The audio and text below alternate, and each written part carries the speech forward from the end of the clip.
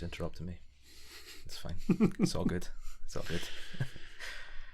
Good afternoon, Seattle. Welcome back to Frères, Heureux, a Frasier podcast where myself and my brother here sit and watch back our favourite show of all time and then have a nice little chat about it.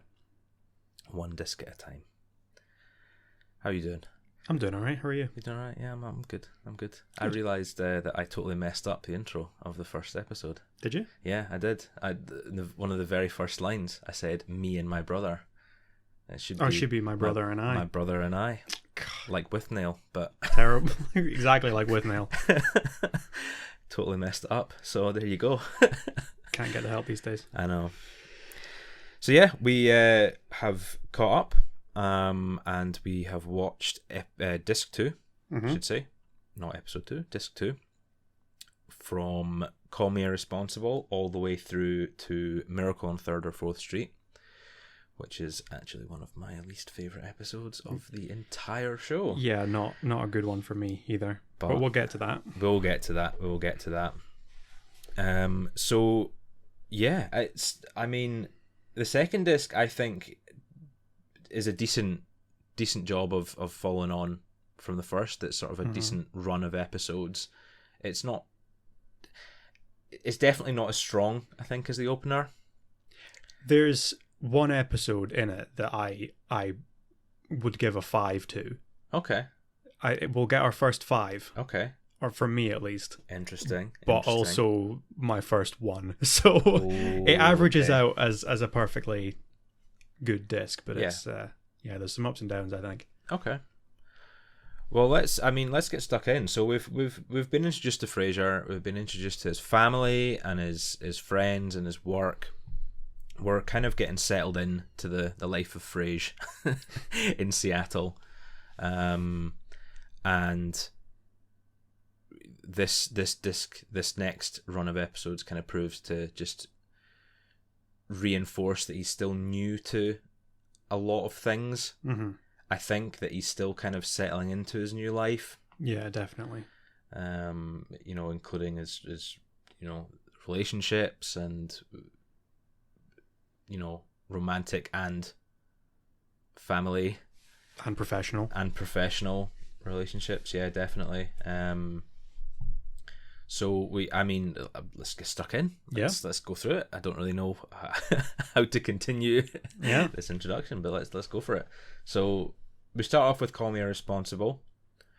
The title of the episode relating to Frasier himself being a little bit morally bankrupt. Being a bit of a cheeky boy. Yeah. He takes a call from a man named Marco, who asks for some advice on his relationship, and Frasier's advice as a professional psychiatrist is to move on, because honestly Marco seems like not a great guy. Nope, bit of a dick. Basically what's the line they use? He's waiting for something better to come along. Yeah. So he's kind of just staying with the woman he's with. Just leading her on because he doesn't want to be single. Yeah, which is just nasty. It's just horrible. Absolutely.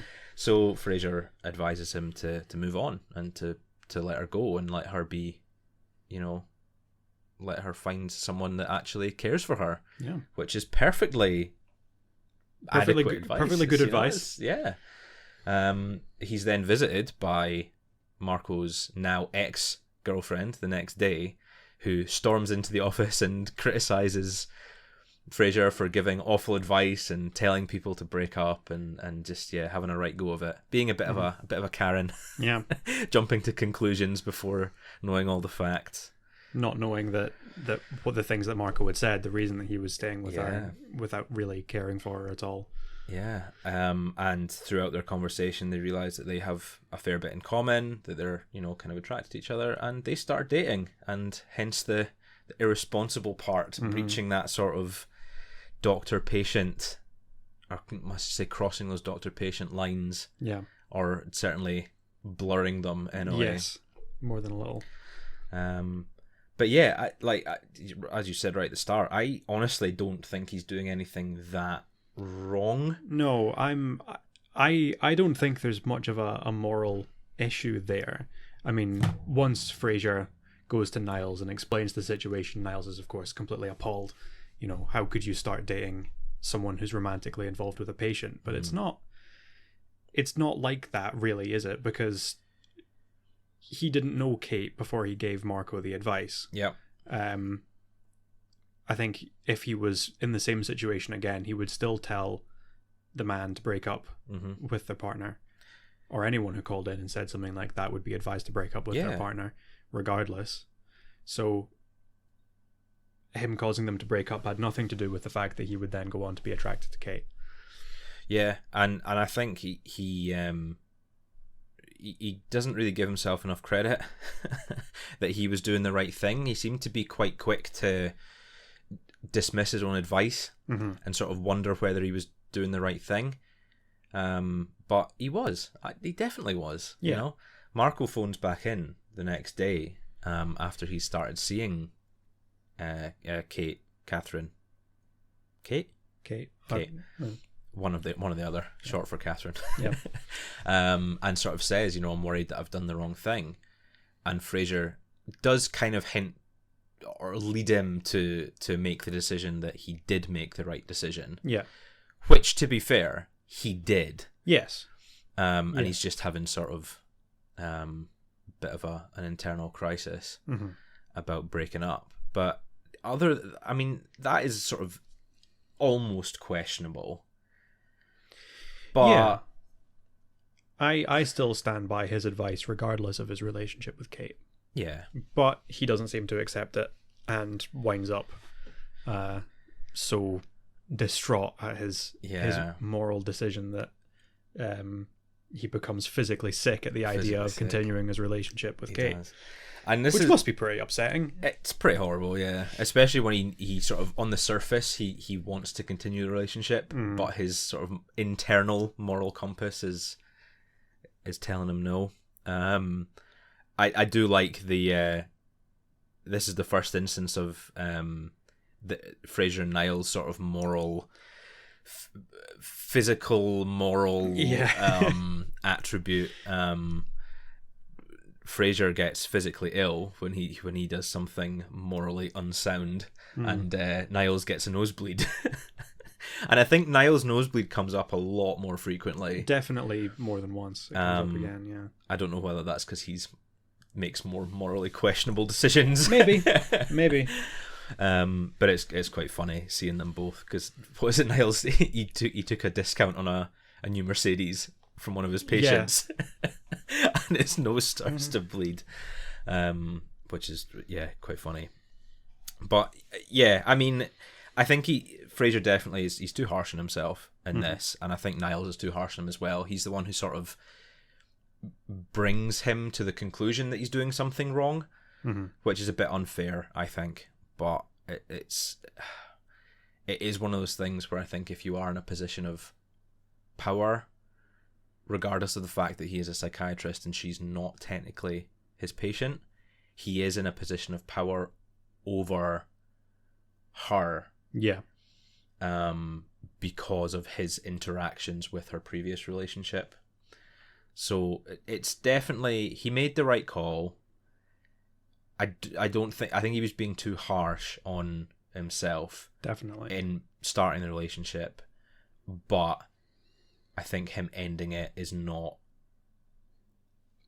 the worst thing in the world. No. Either. Yeah. So I quite like this episode. I think it's pretty funny. Particularly the interactions with Frasier and Niles, and them both trying to justify their the questionable morals. Yeah, their strict principles tend to be a source of a lot of jokes. Yeah. I'm not quite as big on this episode. Are you not? No? I'd give it a 2. 2, okay. It's not the worst, but it's not the best. See, I'm more. I think 3. I think we'll go 3 cups of coffee. We'll go for a 2 and a 3. 3 cups of coffee and 2 cups of coffee for Call Me Irresponsible. So, what do you think? If you were in the position that Frasier was in, what would you do? What would be your reaction to finding out you'd told a patient to break up with their girlfriend, and then the next day you're put in a position where you could start a relationship with them. I don't think there's a moral issue with that. I think the thing that is a bit more questionable is later on when he tells Marco to stay away from her, knowing that he could potentially be going back and fixing things. Yeah. But at the same time, I reckon Frasier's got to be a much better partner than Marco would be. So that would be what was best for Kate. Yeah. What Yeah, about you? I'd agree with you. Yeah, I'd agree with you. I think definitely the bit where, eyebrows start to raise is when Marco calls back in and says, did I make the right call? And Frasier's very quick to say, No. yes. Oh, yes. Well, he says yes. You made the right call. You made the right call. Don't go back after her. Obviously for his own personal reasons rather than professional. But I think that would be professional advice as well if it was someone in a neutral position. Yeah. I think that the neutral advice would be the objective advice. Leave them alone. Leave them alone, yeah, and move on.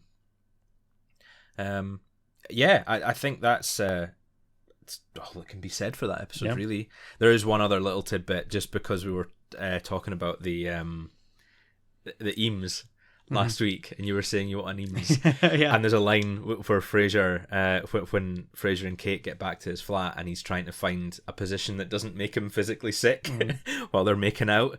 And what is the line? He says, when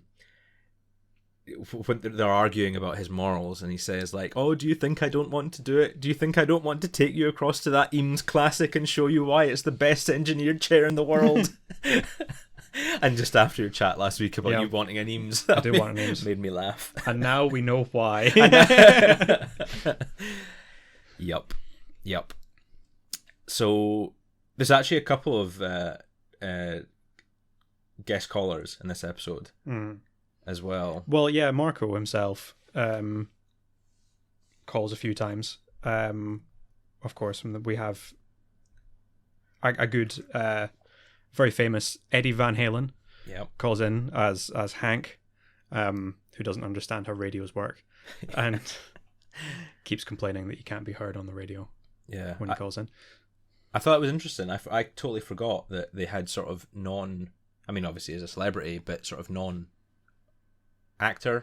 celebrities calling in. Yeah. I think there are actually, having looked it up and gone back through, there are quite a few. Yeah. Just sort of guest celebrity callers rather than guest, actors. Not necessarily actors. Yeah. In the next few episodes, there's certainly more than one. Yeah. There's a couple. Yeah. Well, yeah, that's it. That is Call Me Irresponsible. Yep. That is us calling Frasier perfectly responsible, though, in his actions. Yeah. We move on next to Beloved Infidel, which I think is a fantastic episode. I love this episode. I think it's great. I think it's very good. I think it definitely... it's definitely still quite funny, but it focuses more on the emotional aspect of the show rather than the humor. So whilst there is still a wee bit of humor in it, it's focusing more on the relationship, particularly between Frasier and Martin, and between Martin and Hester, their mother. Although I should say Hester hasn't actually been revealed as their name, and doesn't get revealed until quite a ways through, I don't think. I couldn't tell you. But anyway, yeah. So the crux of this story is that we have Frasier and Niles out for dinner, and they spot Martin across the room, which leads to a great joke from Niles when he says, "Oh my God!" It's like, "What have you realised?" "Oh, I just realised that if Dad's dining here, this probably isn't a very good restaurant," which I think is great. Yeah.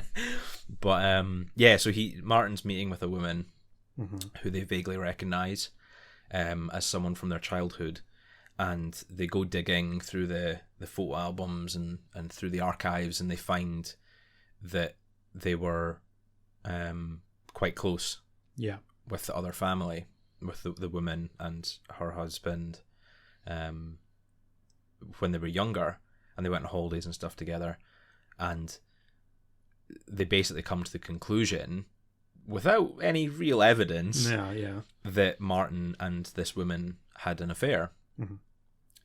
What's her name? I forget. It's Marion Lawler. Marion Lawler, that's right. The Lawlers. They come to this conclusion, and Martin, through not a particularly large amount of coercion, does admit to it. He admits to having an affair with her. And this is the first time where we really...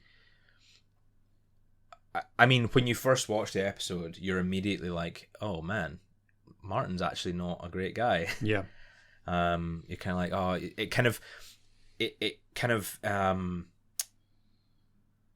yeah, what's the word? Like, it justifies all the previous opinions of him being a bit grumpy. Definitely. And a bit of a harsh character in Frasier's life. You start to realise that there is probably a lot of reasons why they have such a bad relationship. Yeah. And this is the first sort of singular thing that he's done that is actively bad, and, you know, has justified all this, you know, aggro between everyone.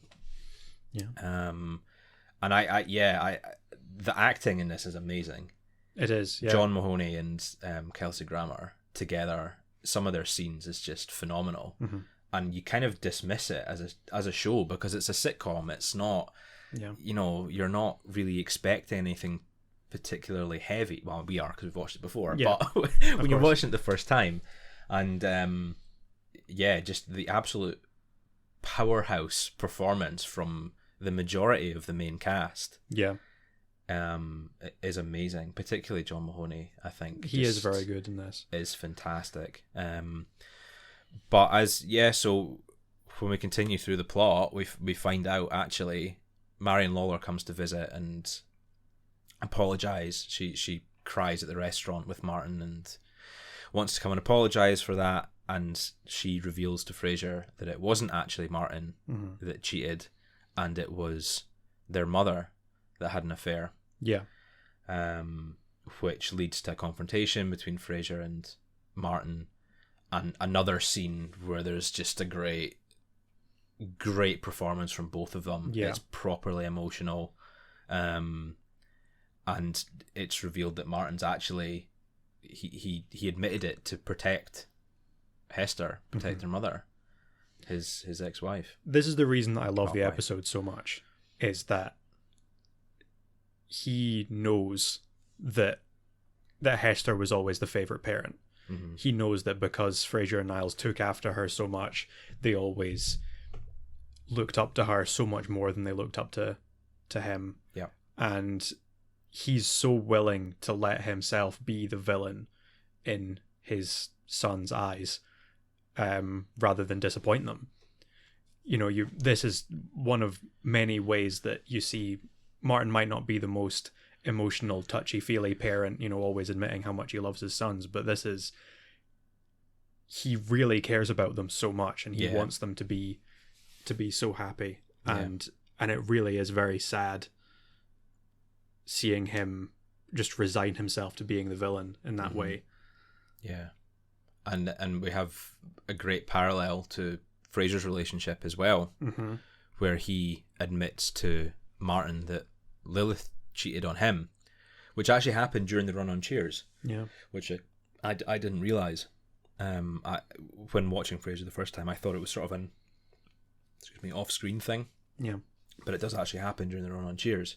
She runs off and cheats with some biologist some or guy. Somebody. But him admitting that and revealing that to Martin, there's a couple of little sort of cheeky jokes at Lilith's expense. Yeah. But it sort of solidifies that they do have something in common. Although they wish it was a birthmark. But it's a really strong episode. And it's really, they don't sacrifice the humour for the sake of plot. But it definitely takes a bit of a step backwards. so we can get that sort of emotional. Yeah. Um, Yeah. I certainly think it's very good. yeah. I mean, I would give it a 4. I would agree with you. Yeah. Yeah, I would agree with you. But now I'm questioning what your 5 is. Yeah. Which one would you give the elusive 5? Oh no, cup there to? is. Yes, there is a 5. We'll see. We'll get to see. it. Yeah, We'll but get no, to I definitely would agree. I think absolutely 4 cups of coffee, easily. Certainly. It's a fantastic episode. It's really, really strong, and it shows that the show's not just going to be Frasier getting up to shenanigans and some hilarious farce is going to happen. Yeah. There is actually room for episodes like this, and emotional growth and plot and things like that. Yeah, absolutely. Which is great.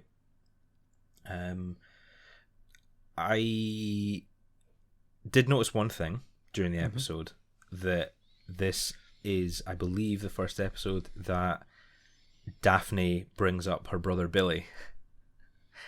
Oh yeah, it must be. Which is a little bit of a questionable running joke. Yeah. I mean, it was fine for the 90s, but these days it's very heavily implied that Billy is gay. Yeah. And he is the butt of many jokes, being that he's a ballroom dancer. He's a ballroom dancer. My brother Billy, the ballroom dancer. He winds up he winds up in prison at one point. I think they talk about him being in prison. They do confirm that he's gay later on. There's a joke where they talk about Daphne using her feminine wiles, just like how her brother Billy landed Kevin. Yeah. And yeah, he's one of those. I don't know if you do really see him. There is one episode where you kind of supposedly see all of the brothers together, but you don't really get none of them really have lines. Yeah. You don't see Billy throughout the show, but you hear a lot about him and all these little stories about him being a kind of wacky, unseen character. They're all quite stereotypical, though. They're all very. He's painted as this very stereotypical, flamboyant. Yeah. In the closet, well, for a time. Yeah. In the closet, homosexual, and it's. Yeah, some of the jokes don't land for me. No.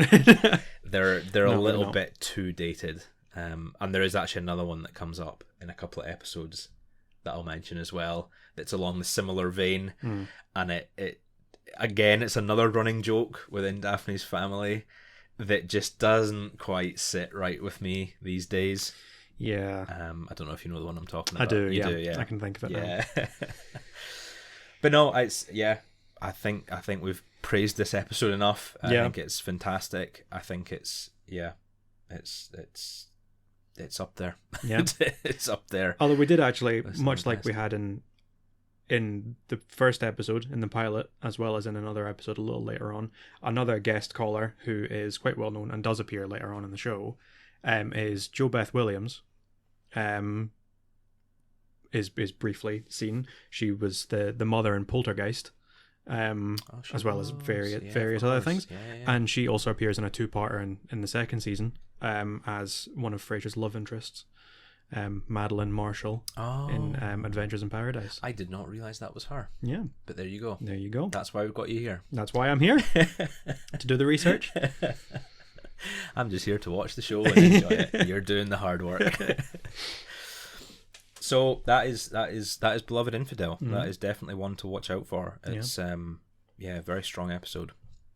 The next episode, I think, takes a little bit of a decline.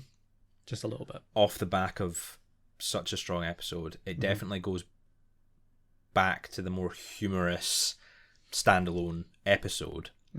However, it does introduce a great character. One of my favourite characters. The character of Bibi Glazer, Frasier's agent, recurring for the remainder of the show, all through all 11 series, I think. Up until the very last episode. That's true. Yeah, that's true. So the opening to the episode is, we're talking about dated jokes. Oh yeah. The opening to the episode would not get done today. Definitely not. Not even, and I'm not talking about like a, Ricky Gervais, "Oh, The Office would never get made today." Like, no, it's not that kind of humor. It's just straight up offensive. Oh yeah, It's absolutely. not. They're not poking fun. It's not good. So Frasier gets asked to do an advert for a local Chinese restaurant. He refuses on the grounds of his morality. Yeah, There we go. Coming back to morality. Another moral quandary. Yep. And basically because he doesn't like the food, I think, or he hasn't tried the food. Yeah. He hasn't tried the food, and so he doesn't want to endorse it. He thinks very highly of his opinion in Seattle, and he doesn't want to recommend something he doesn't believe in. Which I you know what? I agree with him. Mm-hmm. To be honest, I don't think I would support something that I don't agree with using myself. Yeah, I wouldn't want to endorse something that I didn't personally like. Yeah. This episode is sponsored by Raid Shadow Legends.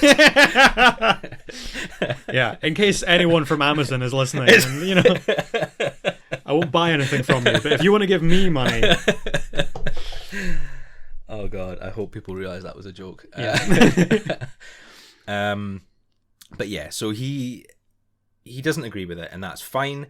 Bulldog Briscoe comes in he's not quite doing a show, he's just coming in to get a tape or something, just stopping by while they're on an advert break, and he decides to do the advert himself.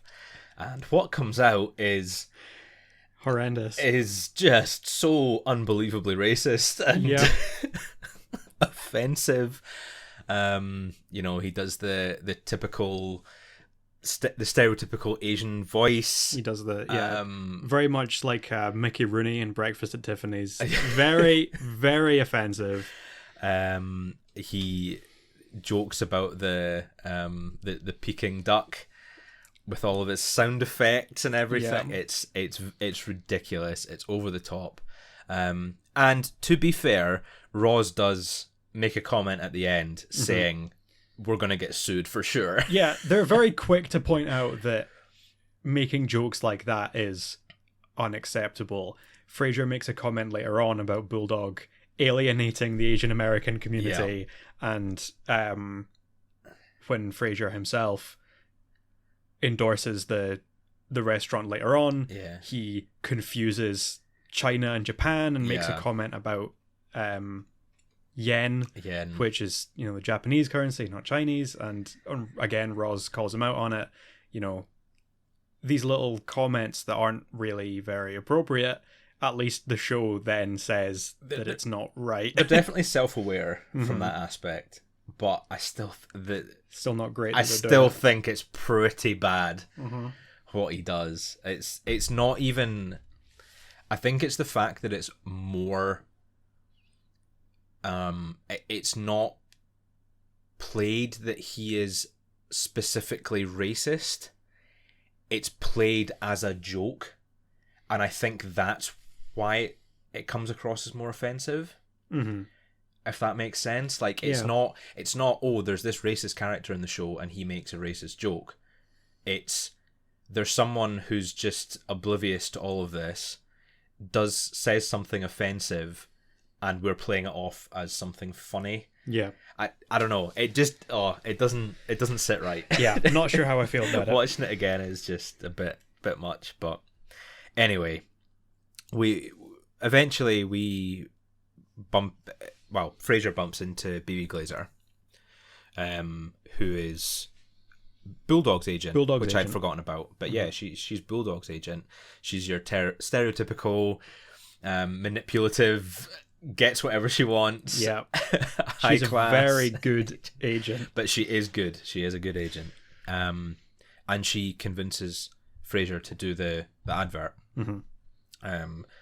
So he does it and enjoys it, and thus rolls on doing more adverts, and basically he does try out all of the stuff that he wanted to before advertising it. He goes and tries out everything. You know, they go and sit in the hot tub showroom with Martin and Daphne sitting in the middle of the room in their swimsuits while people wander around in the background. But it eventually comes to the advert for what are they called? It's some nuts. Nuts. Emery's nuts. Emery's nuts. And Frasier flat out disagrees because he has already tried them. He doesn't like them. They're unhealthy. They're full of salt, full of fat. Mm-hmm. And BB does her manipulative magic, yep, and convinces Frasier to do it because it's television, mm-hmm, and because it's so highly paid. And Frasier, being the showman of the family, you know, agrees to do it, but has a bit of a moral conflict and runs to Niles for advice.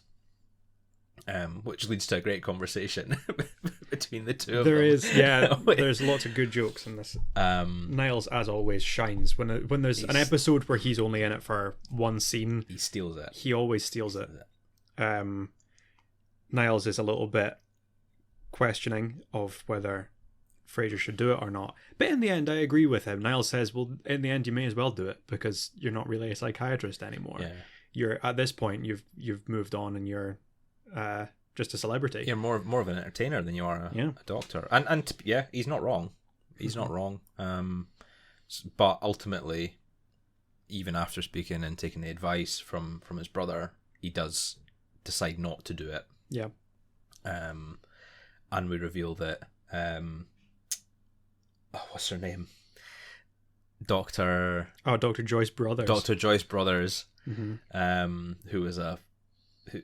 was no idea, possibly still alive. I'm not entirely sure. A celebrity in the 90s and earlier, doing a lot of game shows, sort of echoing the real life version of, in a way, Frasier. Yeah. You know, a doctor, with a MD, I presume, PhD possibly. Yeah.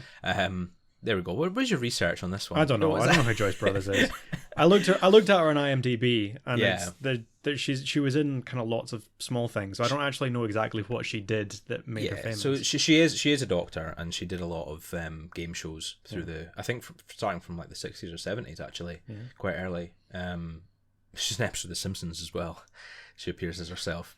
But yeah, that kind of echoes the real life version of Frasier, where, you know, they start off as a doctor, but they switch to this entertaining, I want to say facade, but it's not really, because just a personality. Yeah, they're not faking it. They are more entertainer than man. Yeah. after that. Yeah. So it's funny, and she does the advert, and Frasier obsesses over it, but just ultimately lets it go because Frederick, his son, is a huge fan of Joyce Brothers. Yeah. So he concedes that it's probably for the best. Yeah. But it's another good episode. It's got some good laughs. It's got good cast. You know, you've got Bibi Glazer, who's great. Yep. Just evil, but yeah, she is hilariously evil. She is. Yeah, the conversation with Niles and Frasier is good. So funny. And if we take out the mild racism throughout the episode, you've got, I think a solid 3 out of 5 cups of coffee. I'd give it a 3. I think it would be a little higher if it weren't for the racism. When I watched this, I at first I gave it a 5. Really? I was thinking about it, and I wrote it down, and I gave it a 5, and then about 10 minutes later I thought, why did I give that a 5? I don't think I can give that a 5. Yeah. So wound up settling on a 3. It does have some very funny jokes. There is the line when Niles is comparing Frasier to this celebrity who, an actress who let everyone see up her skirt during a film, and then complained that no one took her seriously as an actress anymore, and makes comments about, I watched that film with Maris. I don't mind telling you, we pushed our beds together that night, which is no mean feat, as you know, my room is across the hall. Which is very, I mean, there are lots of jokes later on about how Niles and Maris, they sleep in separate beds, sleep in separate rooms. The total like subversion of expectations of them having a relatively normal marriage, and you just gradually come to realize that they are far from traditional, and they're both not weird, and they just have this very bizarre relationship. But yeah, I'd agree. It's got some good lines, good one-liners. But it's actually another episode I noticed that ends with Frasier and Martin having a conversation late at night. Yeah, that's just true. the two of them. That's true. Which just is quite common, at least in the first half of season 1, but still relatively common throughout the first few seasons. There's quite a few episodes that end with the two of them just having a sort of heart to heart. Yeah. Late at night, which is nice. I really like to see it, and it's you know, it comes back and sort of solidifies and reiterates their relationship, which is ultimately the whole plot of the series. Yeah, is Martin moving in and them getting closer. Yeah, so it's great to see. We'd also have a great little guest appearance. In the Joyce Brothers. There's Joyce Brothers. There's Carl Rayner, the actor and writer who he wrote a lot of classic sitcoms, and then he was in the Ocean's films with George Clooney, and he was one of Ocean's 11. Was he 11? He was maybe, I don't know, one of them, maybe around 9. I can't remember. He's one of the guest callers, but there's also an actor called Michael Edwards plays the Hammond in the advert. Oh yeah, at the end, who was also old John Connor in Terminator 2. Oh really? Yeah, he was the Hammond in. Well, there you go. Which is a fun little connection. From fighting Terminators to appearing in a sitcom advert. Yep. Where you play a giant Hammond polyester nut. Yeah. Wonderful. Okay. I think we have said all that can be said. I think so. About selling out. The next episode is a great one, and one that I must have missed or fallen asleep to the first couple of watches of Frasier. And I'm talking, 10, 15 years ago when I first watched it. Because it's one that's never quite as fresh in my mind. I always forget about it. Yeah. But I really love it. I do as well. I think love it's this episode. a really good episode. I think it gives some great performances from Dan Butler as Bulldog. Yes. I think certainly it proves why he's one of the favourite supporting cast members. Definitely. Yeah. So Oops centres around Frasier making a bit of an oops, a bit of a mistake, when he accidentally passes on office gossip about one of the KCL team members being let go. They're doing budget cuts or whatever, and one of the personalities on air is getting cut, and they have a great little scene at the coffee shop where Frasier and Roz and a couple of their co-workers, Chopper Dave makes a return. Chopper Dave. It's the first time we see him in person. Yeah, I think. Yeah, and they have a little conversation and a little sort of hush chat about who it's going to be. Bulldog rushes in with his he's doing his counting with his the hand grips things with all his weird athletic equipment. Such a great joke when he walks in and he's like 98, 99, 100. That's it, new record. And then Roz, just so quick-witted, turns around and says, "What? Stretching or counting?" And their back and forth is just great. Oh yeah, Roz 100%. and Bulldog. Just that's they both give as good as they get. The real strength in this episode is all of the KCL team, especially Roz, because at this point we've not seen her get really into the character of being quite so witty and quite so sharp. Yeah. As she is, and this is where we really see it. Plus, we've got Dan Butler as Bulldog, as you mentioned. You've got Father Mike. First makes his first appearance. Mention and appearance of Father Mike. Yeah. Chopper Dave in his little bit parts. That's the first time we start interacting with the station manager at KACL as well. Ned Miller, who's only in this episode, but he's fantastic in this. He's very funny. He's great. John Glover, who was in various other things. He was in Gremlins 2. He was the villain in Gremlins 2 in the new batch. He's the station manager, the big boss. But yeah, so Frasier repeats that he thinks Bulldog's getting the sack. Bulldog overhears it, goes and quits. Goes on the warpath up against Ned Miller, who's notoriously angry. Yes, they're both very hot-headed. Very violent man. And they're obviously worried about Bulldog's safety as he runs off to yell at Ned Miller. And he ultimately gets the sack. Or no, he quits before he can get the sack, making some insulting jokes at Ned Miller's wife's expense. Probably the joke that I just find so funny. Well, actually, we'll get to it when we're talking about Frasier actually going and interacting with Ned himself. But so Bulldog quits. It turns out actually it was not Bulldog that was going to be getting fired, and in fact, quite the opposite. He was going to be getting a raise and being taken national with his program, the Gonzo Sports Show. So Frasier feels incredibly guilty, quite rightly so. Although, in fairness, it wasn't him who alluded to Bulldog being fired. It was the others that sort of settled on that, and it was just Frasier's unfortunate luck that he was the one gossiping at the wrong place, wrong time. Yeah. But he has a visit from Bulldog while he's at home, who sort of makes him feel guilty. Martin guilts him as well into going and speaking to Ned Miller and basically begging to give Bulldog his job back. Where we found out it was actually Frasier who was going to be getting the sack. Which is quite funny. Very funny.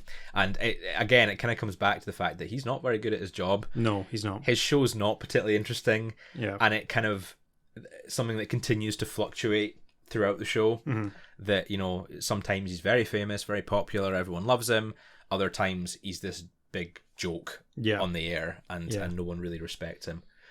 This is one of the latter. But yeah, so he goes in, convinces Ned Miller to fire him instead, to which he agrees.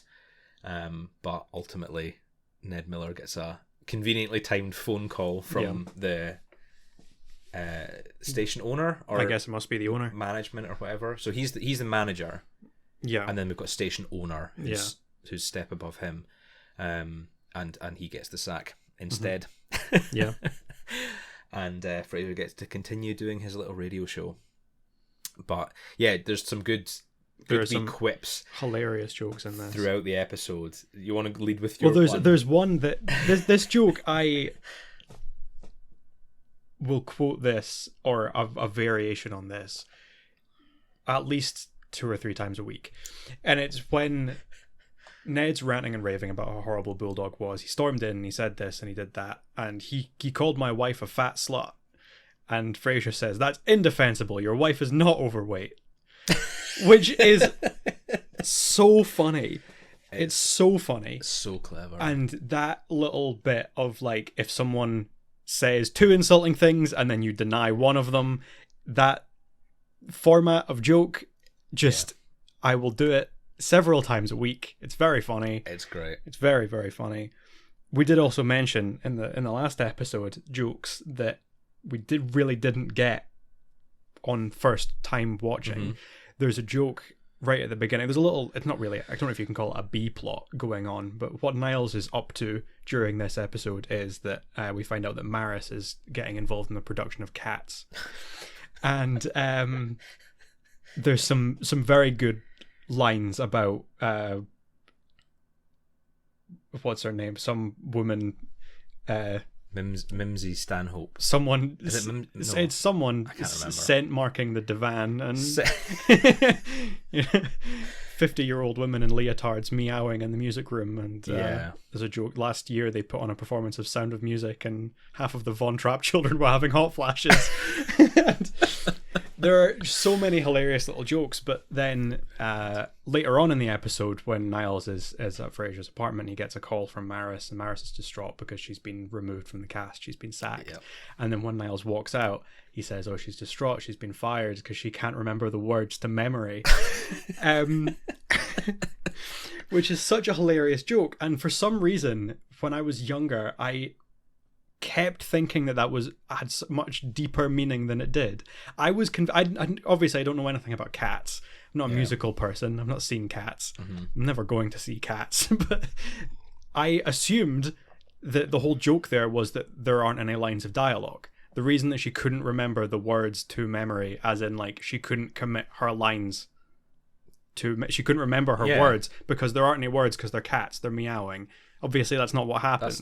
So I just totally confused myself with this completely made up joke that doesn't make any sense. It's because it's called memory. Yeah, it's ironic. I didn't get that until about 6 months ago. Did you watch James Corden's version of Cats? No. Is that what convinced you to? That's what's convincing me to not watch Cats.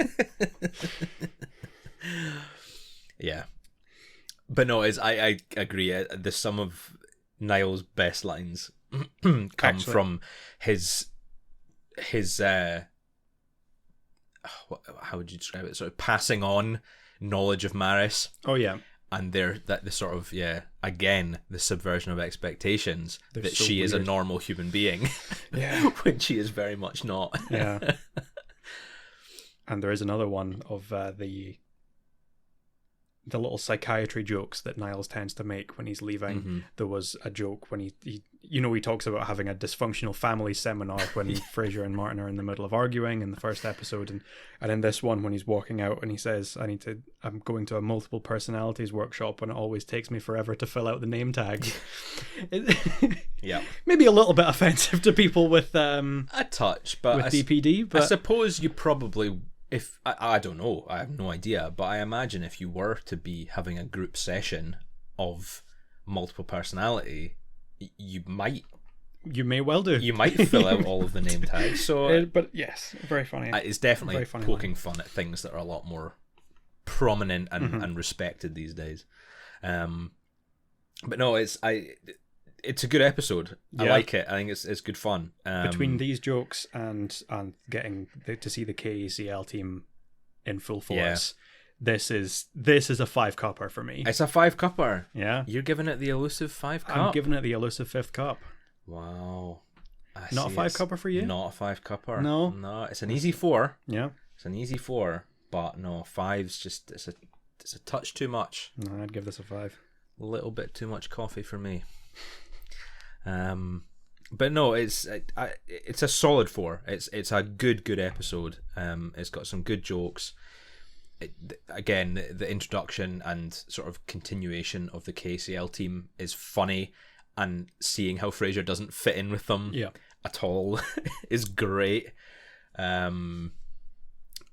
The couple of things I did notice about the episode, that it also has a very good message when you come away from it, and that is don't gossip. Yeah.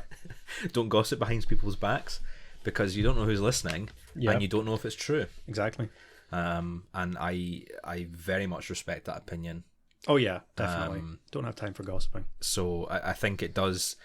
It definitely does well. It shows that Frasier was stupid to be gossiping. It shows that the rest of the team were stupid to assume that it was Bulldog. And yeah, definitely the Crane family who tell Frasier how irresponsible he was, come out on top here, which is great. And the other thing is the return of Daphne's psychic ability, which I don't know if you noticed, but she gets it spot on again when she's says that she senses Frasier being a bit guilty or feeling guilty about his actions, which is something we'll return to. And I want to see what you think about Daphne and her psychic ability.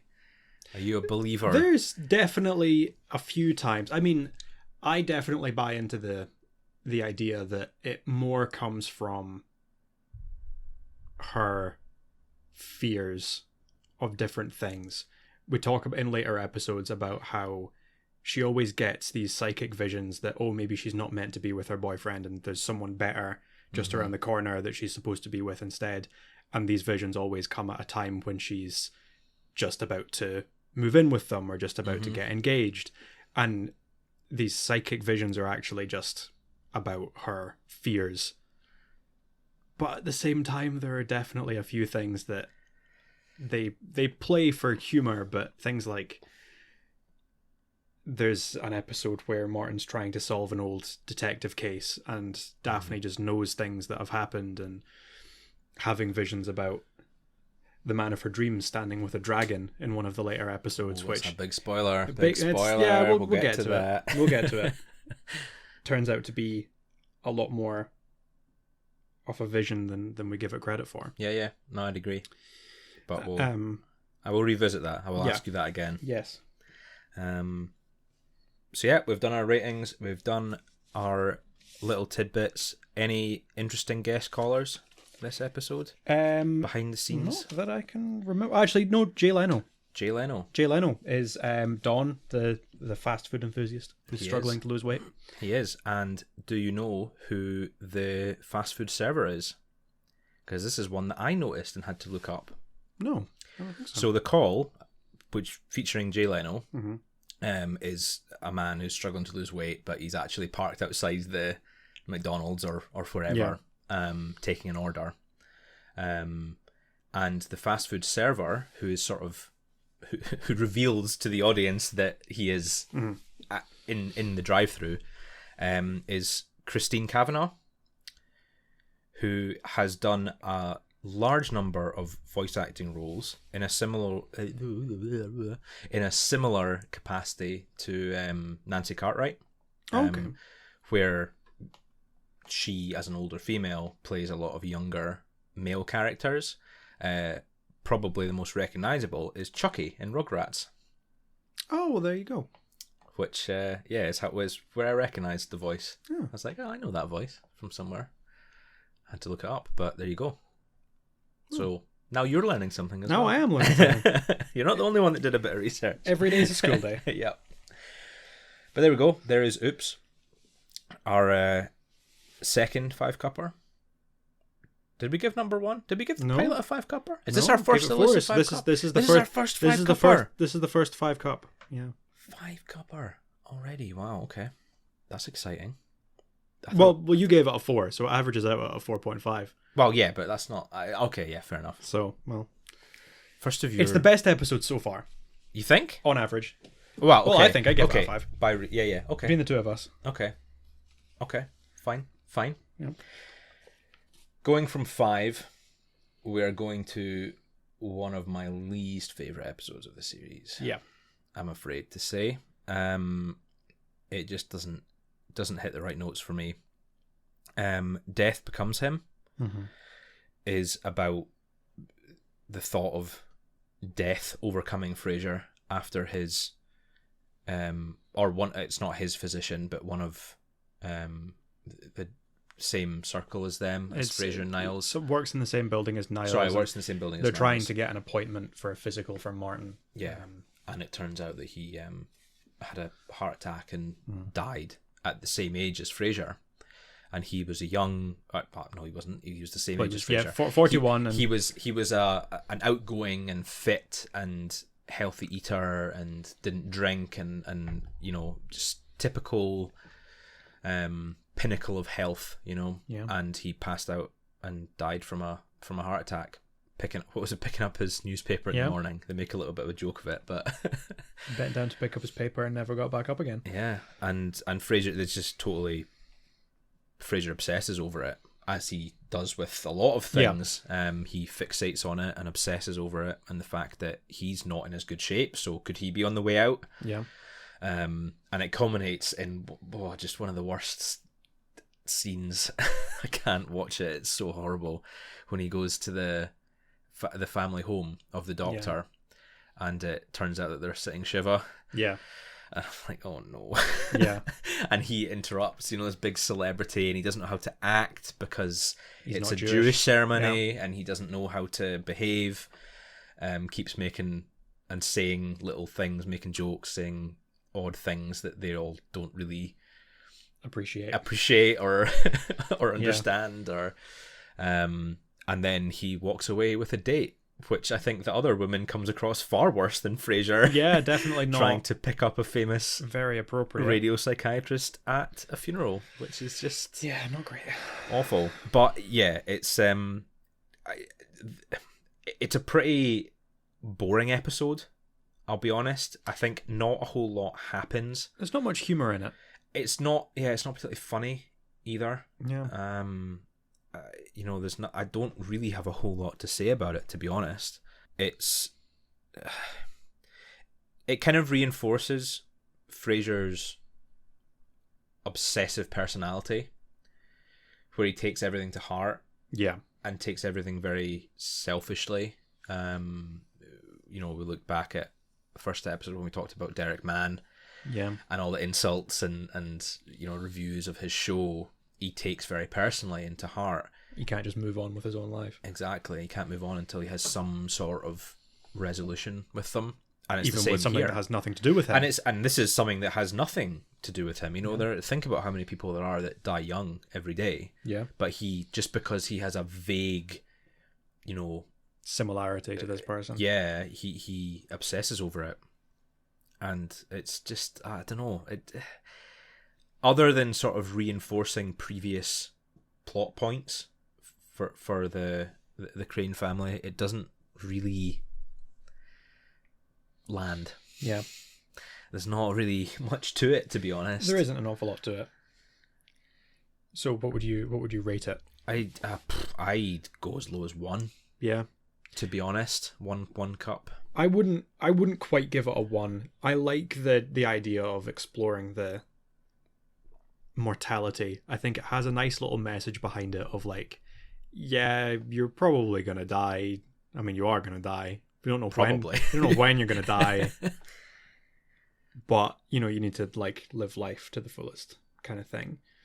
I think it's a 2 for me. It's not. Okay. I wouldn't go so far as to give it a 1, but yeah, definitely not a great episode. No, I'd say it as a 1, and I think it's funny that I dislike it so much, because that's definitely, I think, would be my attitude if someone I say close, if someone I knew in a similar age, health bracket to me were to die, I would definitely feel a lot more conscious of my mortality. Oh, absolutely. But watching it as part of the show, it just, I don't know, it just makes me feel sort of that secondhand embarrassment for Frasier again. I don't know. Yeah, definitely. The uncomfortable. Yeah, I don't know. Doesn't sit. No, doesn't land. And there's not really any guests in this episode. I no, don't think there's at all. not. There's no guest callers or anything. It's quite a light episode from that aspect. It's very much set at home in the doctor's office where they find out that he's died, and then at the what do you call it, a funeral? Well, I suppose it's a wake. It's a wake. Sorry, yeah, a shiva, which is kind of the Jewish equivalent of a wake. Yeah. Okay. What do you call it? My understanding of Jewish culture is not. Yeah, not something I know an so, awful lot about. I think my only knowledge of a family saying shiva is from this episode. Yeah. The whole covering mirrors. I know thing, they cover mirrors, and they it's basically sort of a sit and reflect. Yeah. And I think they do it for a week, do they not? Maybe. I think it's over multiple days. I think rather than just a single day wake. This is really showing where I don't know anything about. about. I don't know. I could be wrong. About any religions. I could be way off. But anyway, yeah. So we've got a pretty low rated episode, to be honest. Yeah. After a string of good ones. Pretty good ones. This is the one that comes along. Unfortunately, now a little string of bad episodes. But yeah, the next episode. The next one is arguably even worse. We have our first Christmas episode. The first Christmas special, yeah. Which I do like. I do like that they stick with that theme. Yeah. Throughout each season. Pretty much every season has a Christmas special. Christmas episode. Occasionally get a Halloween episode as well, which I appreciate even more. Always like a Halloween episode. But the first one is Miracle on 3rd or 4th Street, which I will say I do like the pun. It's a funny episode title. It's a good episode name. And this revolves around Frasier basically being coerced almost into taking a shift on Christmas Day. Coerced by Bulldog, who wants the day off. Frasier initially doesn't want to, but he then finds out. Coerced isn't the right word. I shouldn't have said coerced. Yeah, he's not coerced into it. I'm confusing this with a later episode. He's more. He's having such a bad day. Yes. He has a terrible day where he feels guilty that he's not able to see his son. Yeah. Frederick's going away on holiday over Christmas. It's revealed that Frederick's leaving.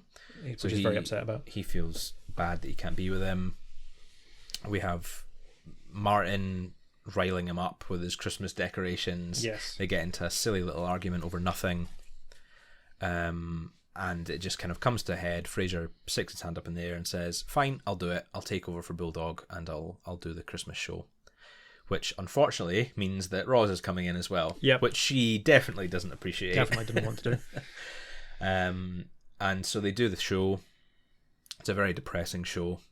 It's quite a lengthy sequence of just depressing calls one after another. Yeah. Roz is very upset. Frasier's very upset. It's just kind of a really very depressing scene. Yeah. We do get some great guest calls though. We do. Yeah. We do. We've got Rosemary Clooney, who was a very well-known singer and actress who was in White Christmas with Bing Crosby. Related to the George Clooney? I don't know. Maybe. Oh, could be. Look that up. Could be. She plays Gladys, who the doctors can't fit any more pins in her hip because she's fallen over so much, which is very sad. We get Ben Stiller. I mean, I don't even need to tell you who Ben Stiller is. He's been in so many things. Yeah. As Barry, who can't stop crying. Yeah. We don't even know what he's upset about, really. He's just... They keep cutting back and forth, and he's just... I do like that joke, actually, where they cut away to another guest, and Frasier's doing his thing, and he says, actually, just hold on 1 second. He switches calls. He says, right, how we doing there, Barry? And he's just still crying. Still sobbing. Still sobbing. Which is pretty funny. We get a call from Eric Stoltz, who was a big actor in the 80s. The original Marty McFly. The original Marty McFly, before getting recast. Yeah. As someone who generously, I'll put in quotes, generously gave his shoes to a homeless man, which does come up again later on. Yeah. And we also get Mel Brooks as the winner for most depressing call. Mel Brooks, obviously, who wrote and acted in Young Frankenstein and Blazing Saddles. Very, very funny person. Famous, as Tom, who was traumatized as a child when the puppy that Santa got him for Christmas wouldn't wake up. And he wins most depressing Christmas story. Yeah. So we get some great actors doing the little guest bits. But it's just such a sad little string of calls. Very sad scene with all these depressing episodes, little bits. But I think for me the worst part, absolutely, the most it's another one of those episodes. Excuse me, with the secondhand cringe and embarrassment that I just hate. I hate that humor. I just just can't watch it. Frasier, after finishing his show at God knows what time on Christmas Day, goes to a little diner across the street from the office to have some dinner, or a late night coffee or whatever it is he's going for.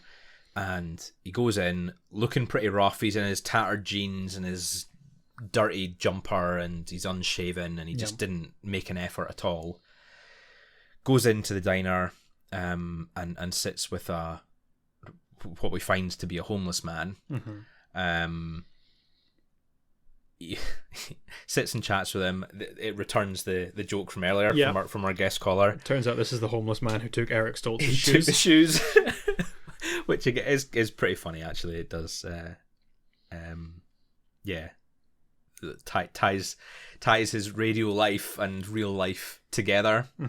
which happens relatively rarely, but it's good fun when it does. Yeah. So they have their dinner and they have a wee chat and stuff, and Frasier kind of comes clean and admits that he's not feeling great about his argument with Martin, and he feels quite guilty, and the homeless man gives him a quarter to go and call his dad and say sorry and stuff, which is nice, and it's a sweet gesture. But in amongst that, he also realizes that he's forgotten his wallet at the office, and because he's in tattered clothes and he's unshaven, the diner waitress assumes that he also is homeless and can't pay, which leads to this very awkward encounter with the other diner patrons who generously donate money to buy his dinner, and he's sitting there saying, no, don't, it's fine, I'll go and get my wallet, and they do it anyway, and you're sitting there cringing.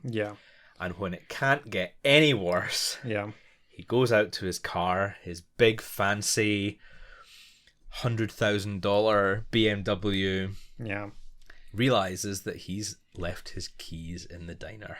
Oh God. So he crawls back in trying to pick up his keys, and you're just screaming in your head, just come clean, just admit to it, stop making it worse. But he can't bring himself to do it, and he what is it he says? He searches for the keys and he can't find them, and he just says, oh, I just came back for one final Merry Christmas or whatever. And it's just, it's horrible. It's so just, There are a few of these episodes where the situations that Frasier gets himself into are just solely caused by his own stupidity or his own pride or his own inability to just tell the truth. And if he could just get over himself for 5 minutes and explain, exactly, it's that pride, it would be fine. And that's what makes it so difficult to watch and so uncomfortable. And it's when it's putting yourself in that scenario as well, or at least for me anyway. You would just swallow your pride and you would just say, look, I'm sorry, it's I did forget my wallet, I'm not homeless, that's my car outside, I'll pay you back. I'll go and get my wallet and I will pay for everyone's dinner. Yes, if he did that, and it's resolved, everything's sorted. I really hope he did that. He better have. Taking money from homeless people to pay for his dinner. Mr. Big Shot Psychiatrist. There is one brief thing which I'm going to touch on before we wrap up for this episode, is we see Niles, we see a little thing of Niles and Daphne, where Niles is under the pretense of trying to pick out a Christmas gift for his wife, brings these dresses which are quite revealing, quite skimpy cocktail dresses, takes them to Daphne and asks her to try them on so he can get a look. And of course he's really just doing it to kind of ogle Daphne. But then after Daphne leaves and gives him comes back out changed into her clothes again, gives him the dresses back and says something along the lines of I'm glad to be out of that black dress, I had to take my underwear off just to get the zipper up. And I realized that's flirting, right? Like, she has to have known that that's a flirtatious thing to do. And it made me start thinking, and this is something that I'm going to keep an eye out for on this rewatch of the show. I think there's a good possibility that Daphne subconsciously knows the whole time what's going on with Niles having feelings for her.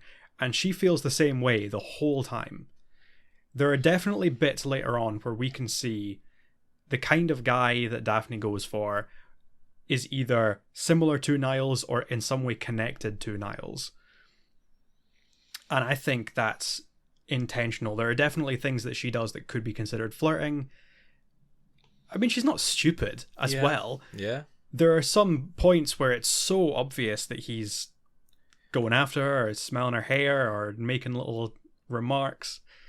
I think it's one to keep an eye on. There's definitely a few bits. Be right, and it's something that keep an eye on. That I've definitely felt as well in previous rewatches, that there are the odd occasion. I'll admit I didn't consider it in this episode, but you make a good point, and there are some relatively soon actually episodes that you definitely notice. Yeah, there are points where it's like, is that, does she know? Does she feel the same way? So yeah, no, I totally agree. Let's keep an eye on that one. Yeah, let's see.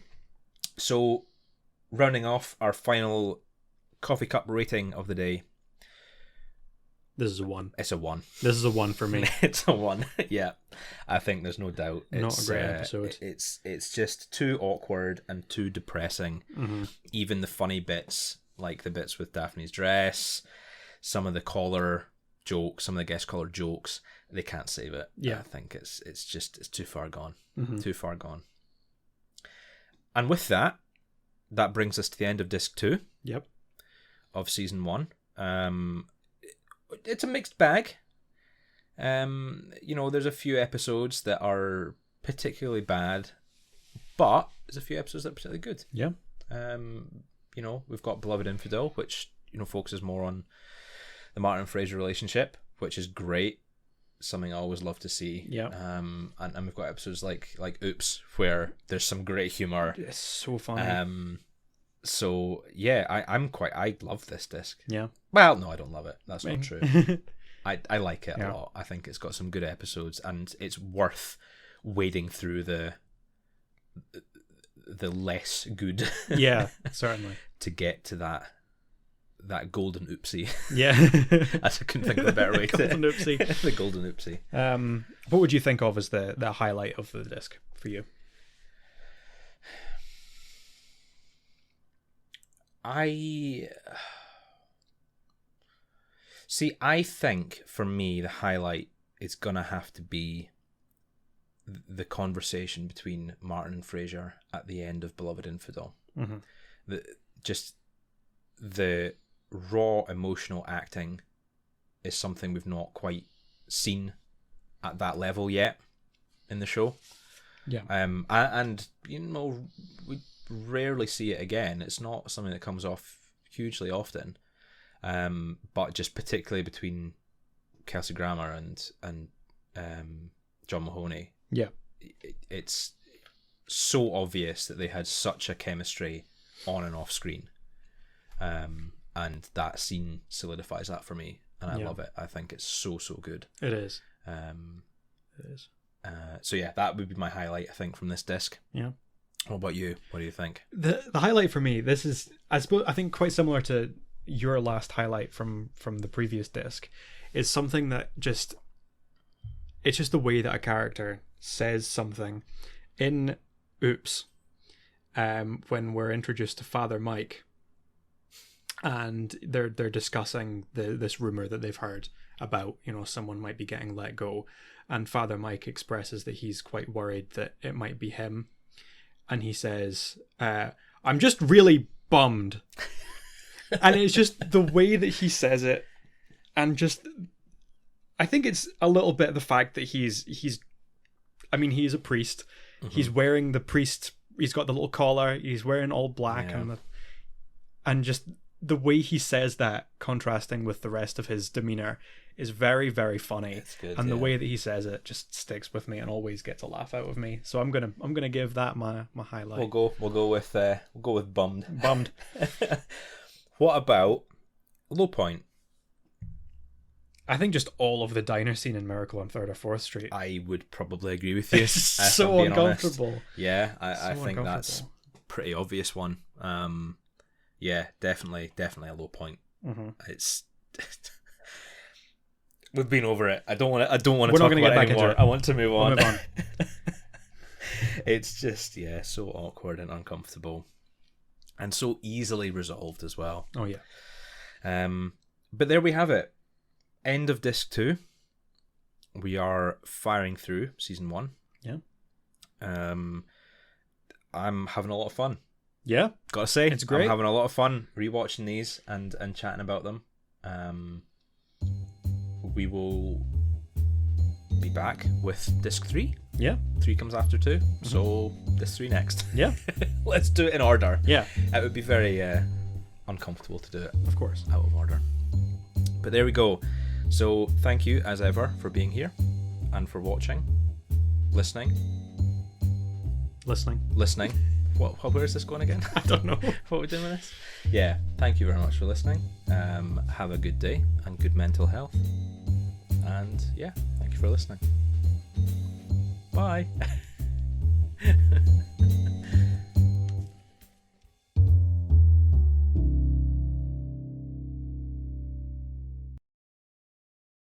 This has been a Happy Brothers podcast. Make sure to follow us on Twitter and Instagram at HappyBrosPod. All opinions are our own, and as always, special thanks to Leah O'Donnell for the show's artwork.